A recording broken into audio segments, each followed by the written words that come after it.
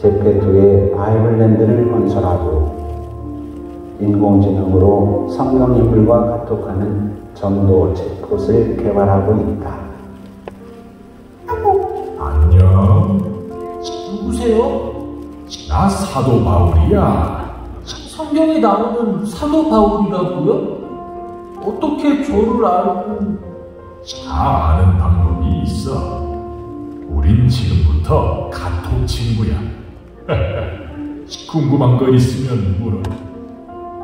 탈북 청소년 학교와 캄보디아에서 웹툰 교실을 진행하고 가난한 청년 화가들을 돕기 위해 미션 아트 플랫폼을 만들어 청년 작가들의 성장을 돕고 있다. 저의 소망은 전도 만화 1억 권을 발행하여 지구촌을 만화로 덮는 것입니다. 하나님은 우리나라가 거룩한 백성, 제사장 나라가 되어 온 세상에 복음을 전하기 원하십니다. 저를 이 역사의 오병이어로 드립니다. 볼지어다 내가 세상 끝날까지 너희와 항상 함께 있으리라. 아멘. 만화 전도자 김종국. 인생의 역전 드라마를 쓰시고 그 일을 행하시는 여호와 하나님. 그 하나님께서 김종두 만화 전도자와 함께 하실 일들을 기대해 본다.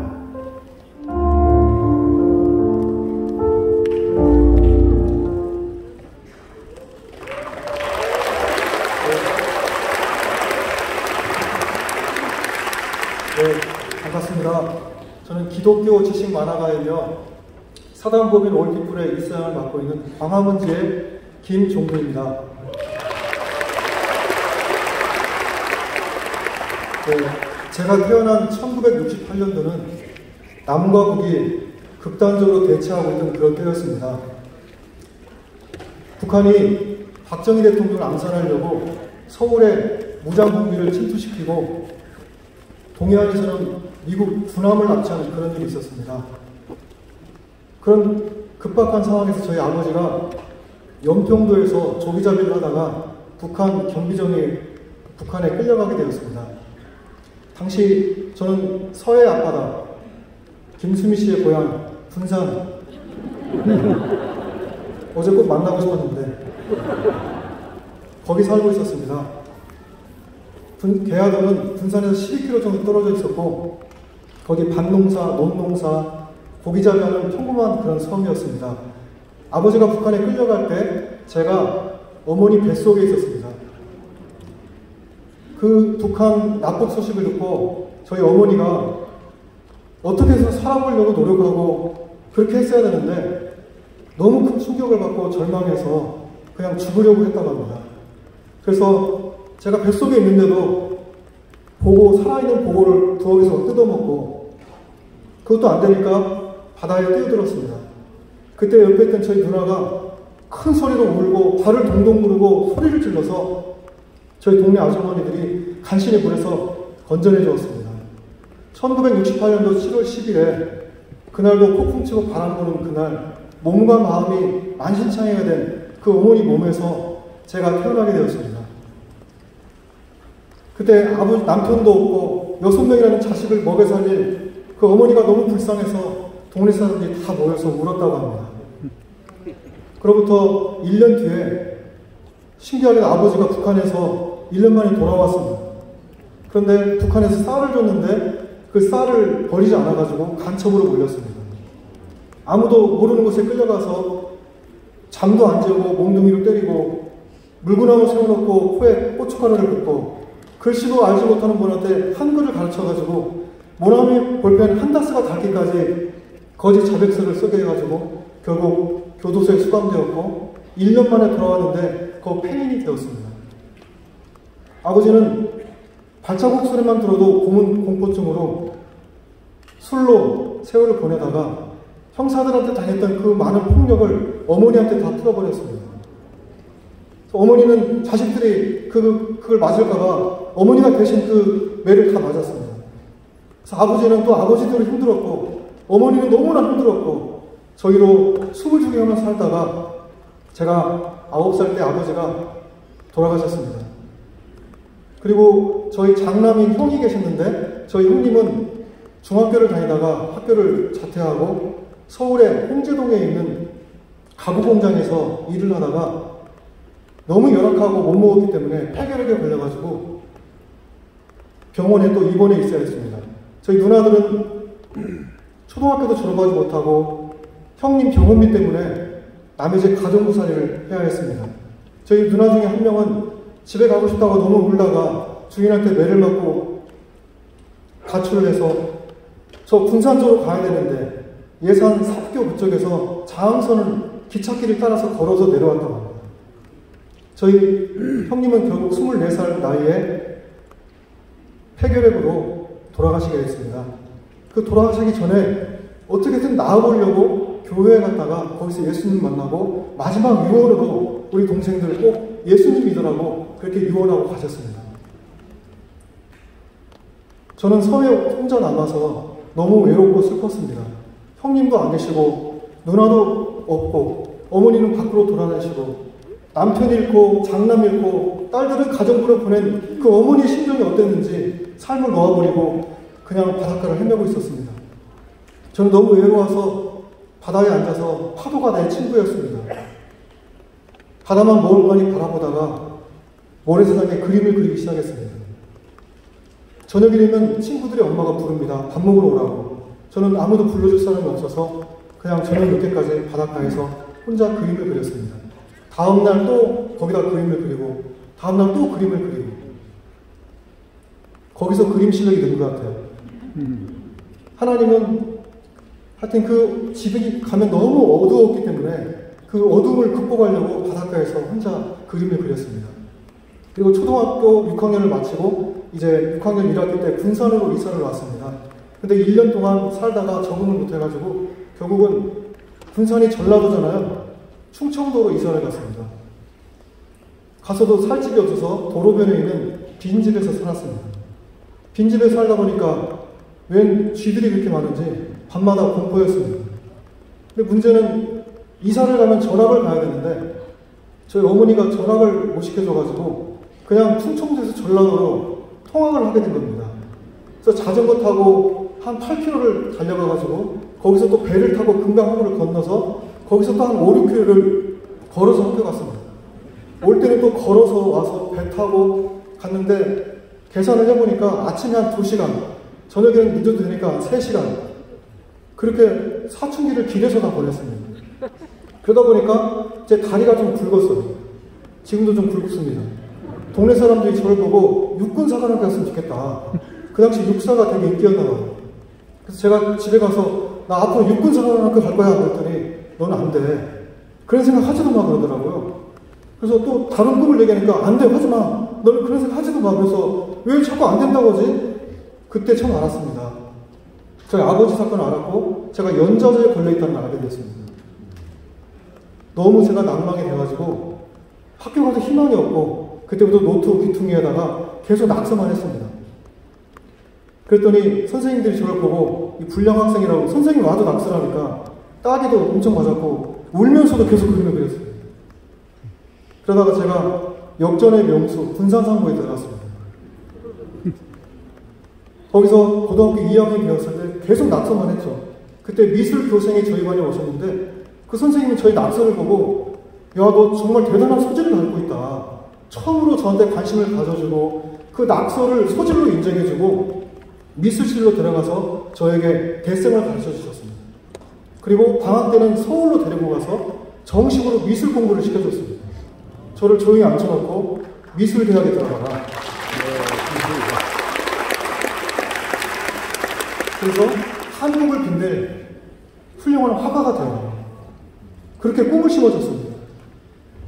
저희 누나들이 그렇게 하지 말라고 했는데 그분은 저에게 꿈을 심어주고 거기 놓치지 않고 3년 동안이나 저를 미술 재료비, 미술 학원비, 재수 학원비, 숙박비까지, 숙식비까지 3년 동안 부모도 하기 힘든 그 뒷바라지를 다 해주셔가지고 제가 미술대학에 들어가게 됐습니다.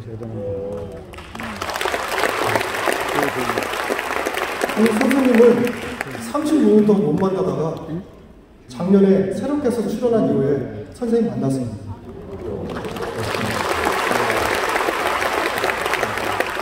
1987년 1월 달에 굉장히 추웠습니다. 그때 제가 군산에 있는 화실에 있었는데 화실 연탄불이 꺼져가지고 너무 추워가지고 그날 밤 어떻게 견디기가 어렵더라고요. 그때 제 선배님이 교회 가면 따뜻하니까 교회 가서 하룻밤을 자자. 그래서 교회를 따라갔습니다. 밤 11시쯤 됐는데요. 그분은 갑자기 강당에 엎드려서 큰 소리로 기도를 하기 시작했습니다. 저는 뒤에 앉아가지고 교회를 한번 쭉 둘러보는데 앞에 십자가가 보였습니다. 그 십자가는 제가 인생 처음으로 바라본 십자가였습니다. 그때 제 인생이 영화처럼 지나가면서 갑자기 눈물이 나기 시작했습니다. 눈물은 통곡이 되었고 얼마나 울었는지 계속 울었는데 그 누군가가 저한테 다가와서 저를 다독여주면서 위로해주면서 훤히 안아주는데 그때 그 느꼈던 깊은 평안과 그 위로와 그 따뜻함을 지금도 잊을 수가 없습니다. 바로 성령님이 저한테 임하신 것입니다. 거기 예수님이 제 임하셔서 예수님을 만났습니다. 그 다음날부터 아침에 일찍 일어났습니다. 예배로는 만족이 안 되는 거예요. 그래서 내가 군산 시내에서 열리는 모든 부흥회는 다 가봐야 되겠다. 어제 김수미 씨가 말한 신흥교회도 가지 못하고 지나가긴 했습니다.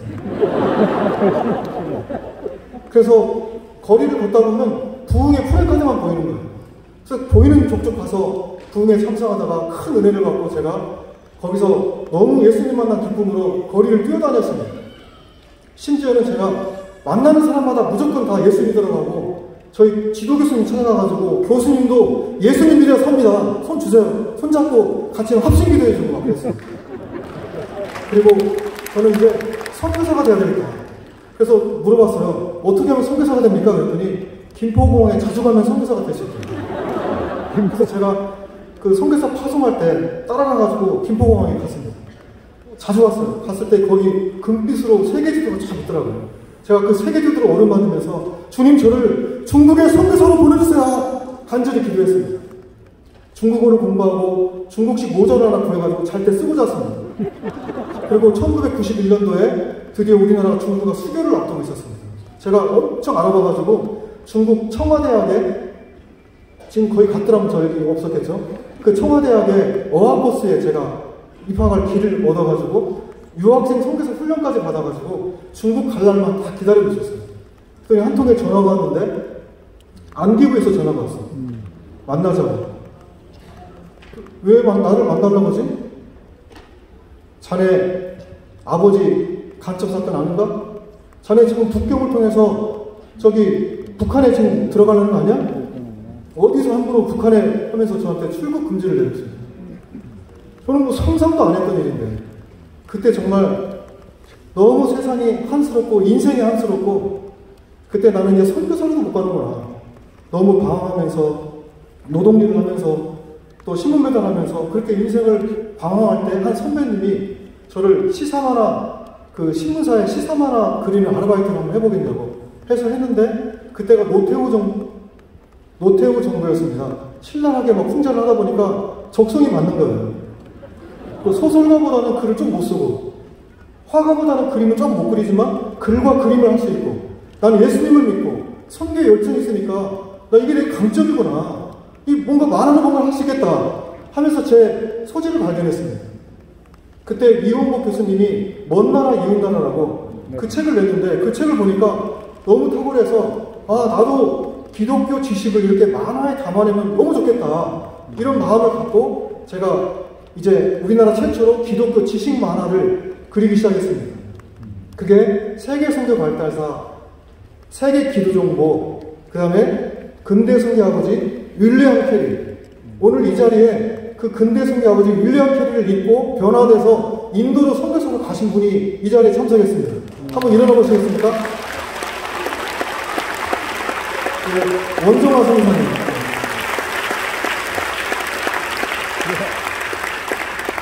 저분과 함께 인도 선교를 한 거예요. 하여튼 까먹었는데요. 하여튼 그렇게 하다 보니까 저도 모르게 기독교계의 위원복이 돼버린 거예요. 그래서 앞으로는 더 위대한 작품을 해야 되겠다 해서 기독교 최고의 고전, 아무도 읽고 싶지만 읽을 수 없는 어려운 책을 기독교 강요라는 책을 내가 만화로 만들어서 한번 이 세상에 내놔야 되겠다 마음 먹고 하루에 15시간씩 작업했습니다. 화장실도 안 가고 했어요. 그랬더니 어느 날 너무 불타가지고 막 너무 열심히 했더니 어깨가 너무 아픈 거예요. 그래서 한번 이렇게 들어봤더니 여기에 붉은 수포들이 막 이렇게 던져있더라고요.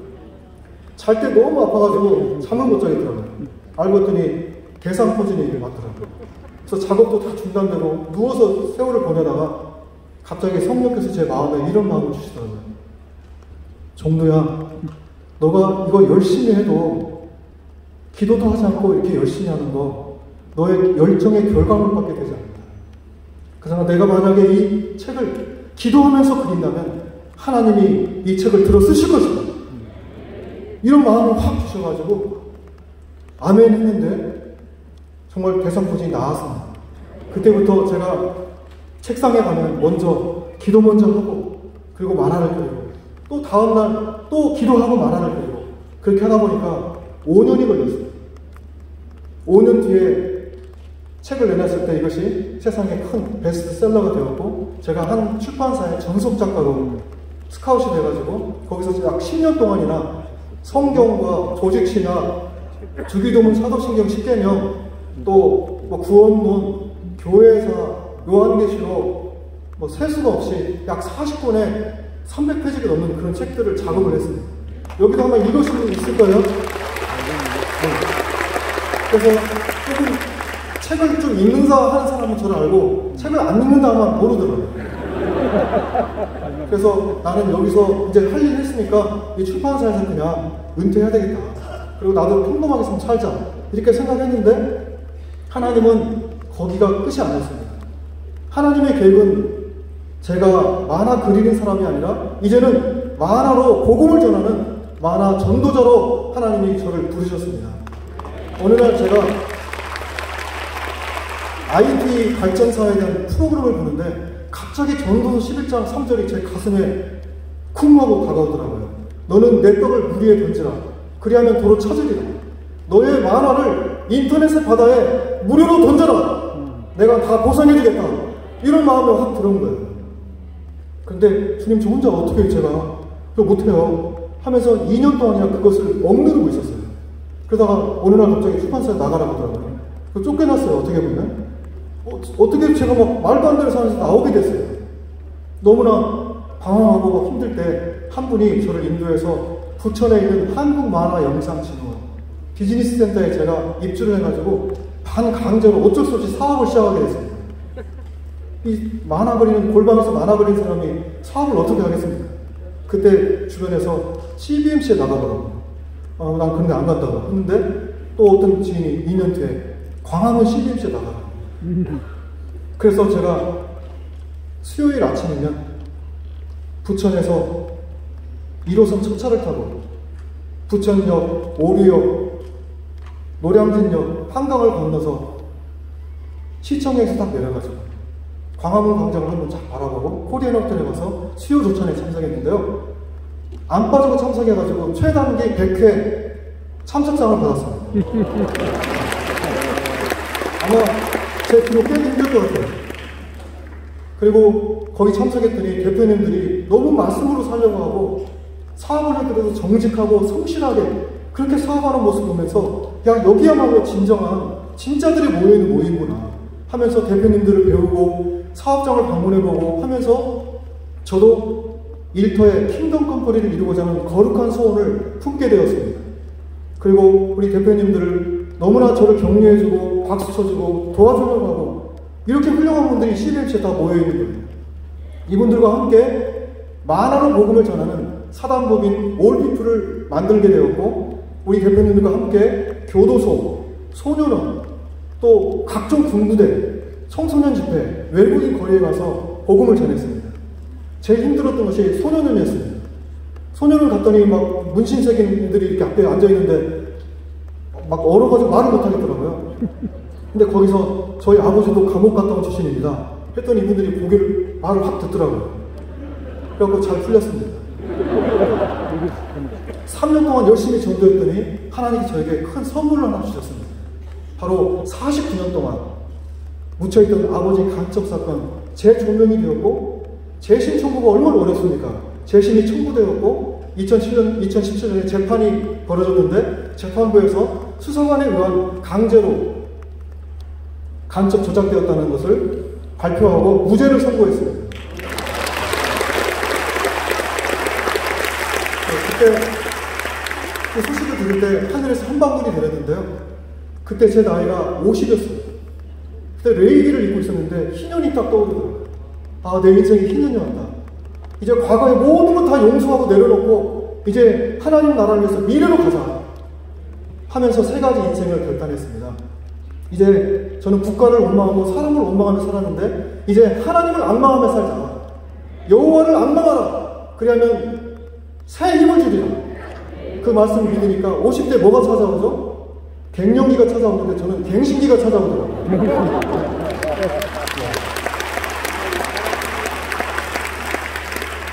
이제는 받는 인생에서 주는 자 인생을 살자. 그동안 피해의식 때문에 사람 만나면 무조건 도움받고 받으려고만 했어요. 근데 이제는 말씀에 너희가 먹어서 주라. 주는 자가 되자. 받으려고 했을 때는 없는 썼는데 주려고 하니까 손에 있더라고요. 만화 전도가 있어요.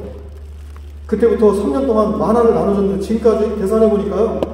오늘 그 선교사님한테 얘기 들어보니까 지금까지 무려 70만 권을 나눴습니다.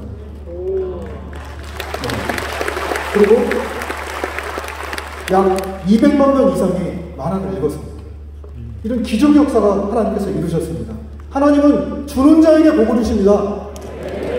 세 번째로 혼자의 인생에서 함께하는 인생으로. 그동안 저는 초등학교에 혼자 들어갔어요. 저를 데리고 갈 사람이 없어요.